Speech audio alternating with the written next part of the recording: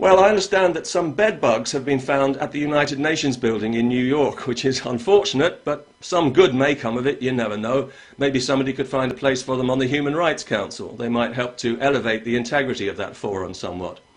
Yes, it's that time of year again when members of the cartel of third world dictatorships known as the Organization of Islamic Congress take time out from brutalizing their own people to force through a resolution at the Human Rights Council against what they call the defamation of religions, by which they mean telling the truth about Islam and the countries where it calls the shots.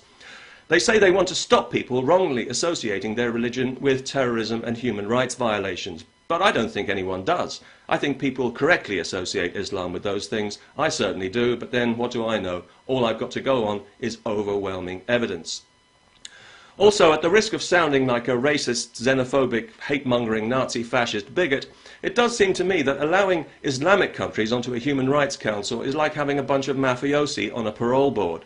They've already made it perfectly clear that human rights don't apply to them if they conflict with Sharia, which of course they always do, because civilization conflicts with Sharia.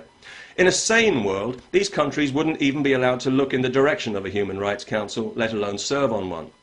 We're talking about places like Saudi Arabia, where you can be executed for witchcraft, and where pubescent girls are married off to middle-aged perverts incapable of forming a normal relationship because of their religion. Or Iran, which executes children, and where you can be stoned to death for getting into the wrong relationship. Or Sudan, where slavery is practiced by Muslims over non-Muslims, where the government has murdered millions of its own people, and where the president is an indicted war criminal.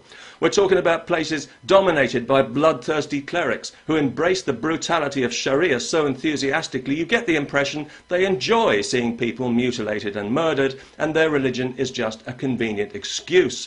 Scripture-sodden oafs who seem to compete with each other to see who can issue the most fatuous fatwa, degrading and humiliating women as much as possible. Recently, for example, one Saudi scholar declared that women could associate with men they aren't related to by breastfeeding them, which would technically make them their sons. Resourceful all around the twist. Answers on a postcard to the King of Saudi Arabia. Another Saudi scholar is on record as saying that women should have to cover themselves so completely that only one eye is visible. What, a whole eye? How shameless. Well, that's the modern world for you.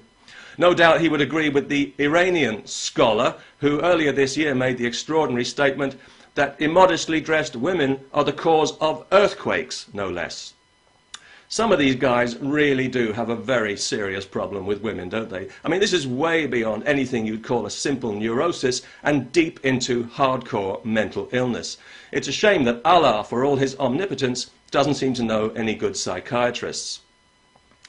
If the Saudis couldn't dig money straight out of the ground, they'd still be living in the Stone Age, as would the entire Arab world, which has produced absolutely nothing of value to humanity for centuries, thanks to a suffocating religion that fosters insularity and ignorance, not to mention a chronic and crippling sexual repression that makes Catholicism look like San Francisco in the 1960s. And the damage this does can be seen in many places in the Islamic world, not least in the country of Pakistan, which is not strictly speaking an Islamic dictatorship, but it might as well be. It's a democracy, a fragile and corrupt democracy with nuclear weapons. Great. It's also a very Islamic country. How Islamic? Blasphemy carries the death penalty, and it doesn't get any more Islamic than that. Indeed, right at this moment, a woman is awaiting death by hanging because she happens to get into an argument with some Muslims who promptly accused her of blasphemy. That's how Islamic Pakistan is. In fact, it's such an Islamic country that 80% of Pakistani women are regularly beaten by their husbands, and in the area around the city of Karachi, a woman is murdered every day. However, the Pakistani government is less concerned about these cowardly atrocities than it is about religious offence, taking care to block websites critical of Islam because they don't want anyone's morals corrupted. Meanwhile, Pakistan distinguishes itself on the internet by leading the world in Google searches for animal sex, child sex, and rape sex. Normal, consensual sex between human adults is apparently something of a minority taste in that devout country, according to Google. Now, given all this, you might be surprised to hear that both Pakistan and Saudi Arabia have recently been appointed to the board of the new United Nations Agency for Women. Yes, that's right, I said women. Both of these countries will be doing all they can to work for the empowerment and the equality of women all over the world. Isn't that great news? And how wonderfully inclusive of the United Nations to hand the fox the keys to the hen house yet again.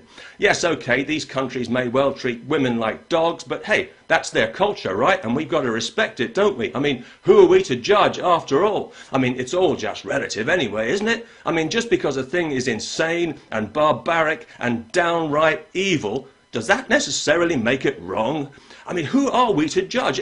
Surely we're not arrogant enough to assume that our values are superior just because they're more civilized, or that their values are somehow less valid just because we've got stringent laws against them. That would be disrespectful and most intolerant and quite probably racist. No, no. In the spirit of mutual understanding and tolerance and respect and harmony and bridge building and all the other bullshit buzzwords of the new PC totalitarianism, we simply have to accept that brutalizing half of humanity for the sake of pathetically inadequate male egos and primitive superstition is just part of the rich tapestry, the rich diversity of cultures and faiths that so enrich us all. Isn't that right? Well, isn't it? You know those bedbugs at the United Nations? I shouldn't worry too much about them. I think they'll leave of their own accord when they realize the company they're keeping. Peace out, everybody.